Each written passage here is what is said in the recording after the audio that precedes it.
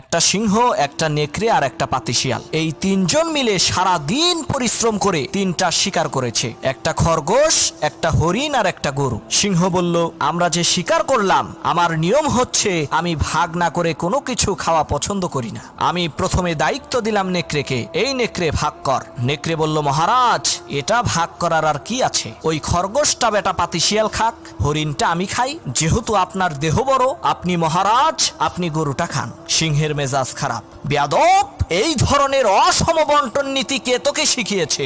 এক থাপ্পড় মেরেছে, নেকড়ের কল্লা 50 হাত দূরে যেয়ে পড়ছে। এবার সিংহ শিয়ালকে বলছে, এই শিয়াল ভাগ কর বেটা। শিয়াল কয়, মহারাজ এর মধ্যে ভাগ করার কিছু নাই, আপনি ব্রেকফাস্ট করবেন খরগোশ দিয়ে, লাঞ্চ করবেন হরিণ দিয়ে, আর ডিনার করবেন গাভী দিয়ে। মহারাজ খুব খুশি। হে রে শিয়াল রে, এত ইনসাফ ভিত্তিক বন্টন নীতি কে তোকে শেখালো রে? শিয়াল বলে, কিছুক্ষণ আগে যে কল্লা দিয়ে গেছে